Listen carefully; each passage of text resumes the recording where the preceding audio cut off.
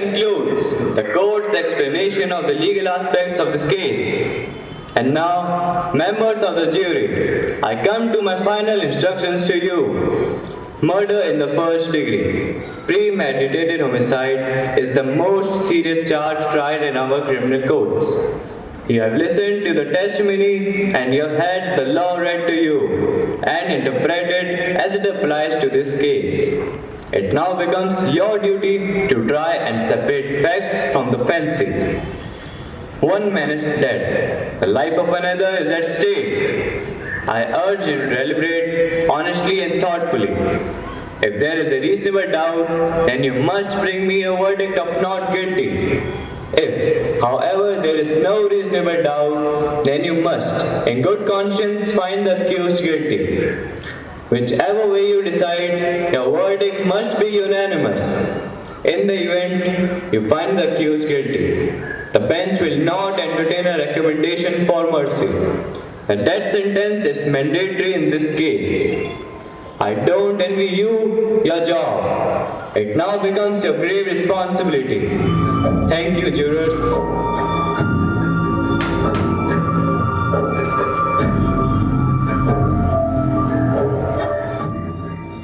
6 days. They should have finished it in 2.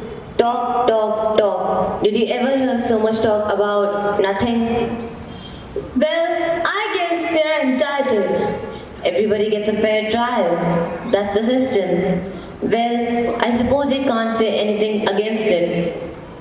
And what about the business with the knife? I mean, asking grown-up people to believe that kind of bullshit. Well, look, you've got to expect that. You know what you're dealing with. It's tough to figure, isn't it? A kid kills his father, Wayne, just like that. Well, it's the element. They let the kids run wild up there. Maybe it serves them right. Alright, now you gentlemen can handle this in any way you want to. I mean, I'm not going to make any rules. If we want to discuss it first and then vote, that's one way. Or we can vote right now to see how we stand. Okay, all those voting guilty, raise your hands. 2, 3, 4, 5, 6, 7, 8, 9, 10, 11. That's 11 for guilty. Okay, not guilty. 1. Right.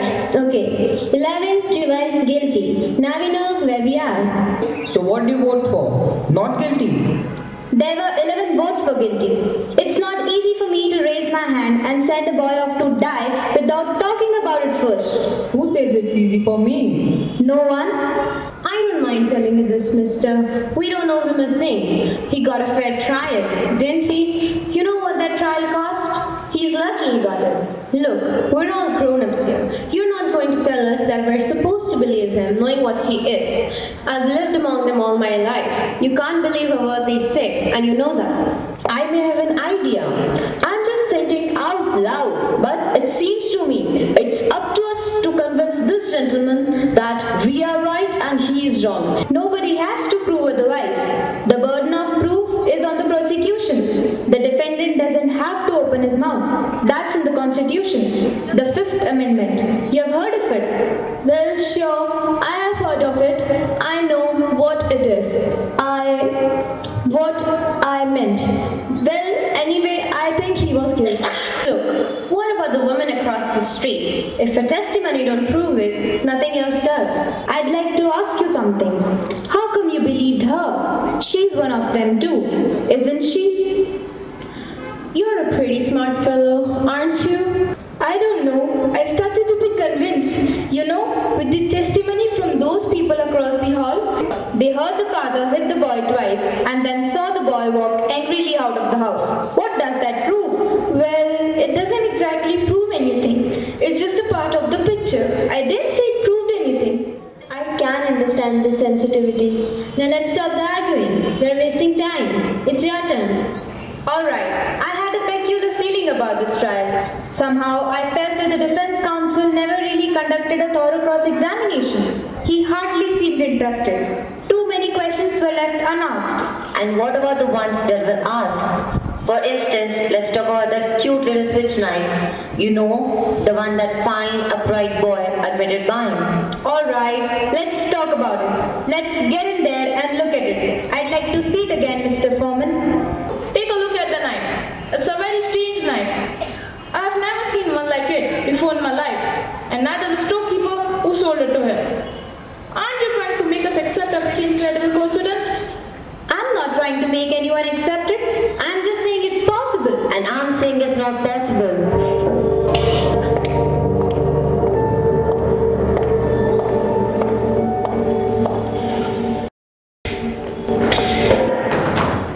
What are you trying to do?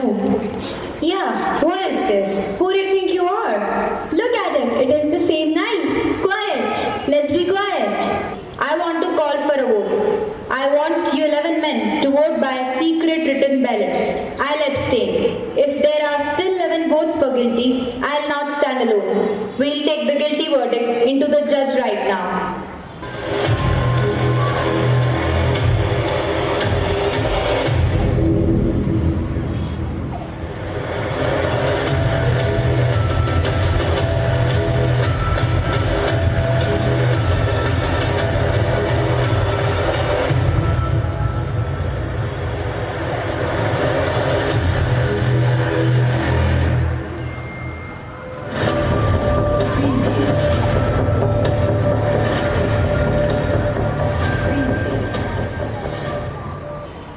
Guilty.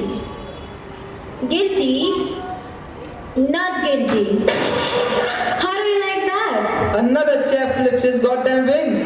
Who was it? I think we have a right to know. Excuse me, this was a secret ballot. We all agreed on this point, no? If the gentleman wanted to remain secret, please, I would like to say something here. I have always thought that a man was entitled to have unpopular opinions in this country. This is the reason I came here. I wanted to have right to disagree. In my own country, I am ashamed to say that. What do we have to listen to now? The whole history of your country? Yeah, let's stick to the subject. I want to ask you something. What made you change your vote? There is nothing for him to tell you. He didn't change his vote. I did. Maybe you would like to know why? No, we wouldn't like to know why.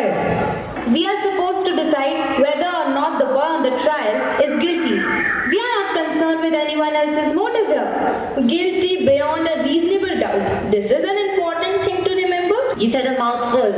Look, the old man heard the kill yell, "I'm gonna kill you." A second later, he heard the body falling and he saw the boy running out of the house. 15 seconds after that. That's right. And don't forget the woman across the street. She looked right into the open window and saw the boy stab his father.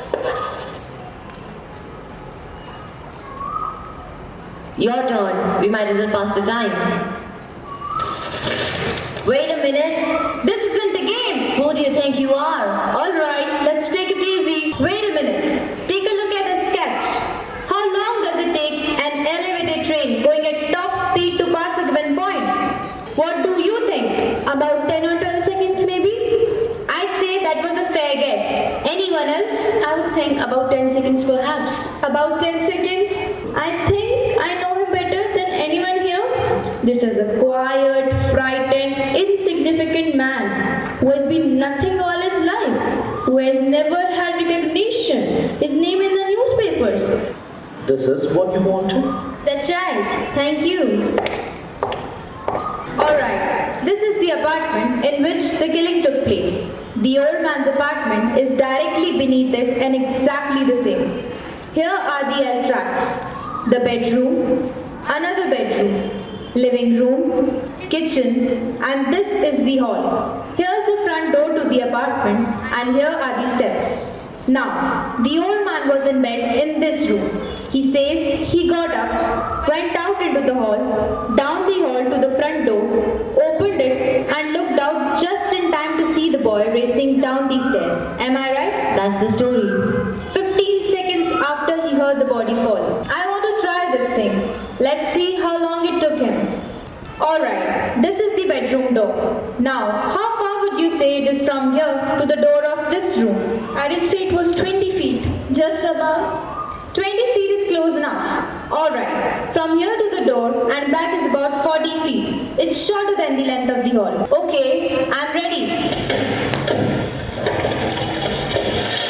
Speed it up. You walk twice as fast as that. This is, I think, even more quickly than the old man walked in the courtroom. What's the time? 15, 20, 30, 31 seconds exactly. 31 seconds exactly. What it must feel like to want to pull the switch. Shut up! You are a sadist. Shut up! You want this boy to die because you personally want it, not because of sex. Let me go. I'll kill him. I'll kill him. You don't really mean you'll kill me, do you?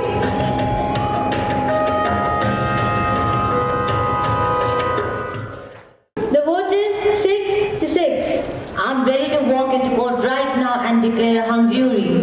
There's no point in this going on anymore. Maybe you don't understand the term reasonable doubt. What do you mean I don't understand it? Who do you think you are to talk to me like that? He comes over here running for his life. And before he can take a big breath, he's telling us how to run the show. See the arrogance of him. The boy is 5 feet 8 inches tall. His father was 6'2". That's a difference of 6 inches. It's a very awkward thing to step down into the chest of someone who is half a foot taller than you are. Look, you're not going to be satisfied to defeat again. I'm going to give you a demonstration. Somebody, get up. Now watch this. I don't have to do it again. Is that 6 inches? That's more than 6 inches. Okay, let it be more. Look out! That's not funny. What's the matter with you? Now just calm down. Nobody's hurt, are they?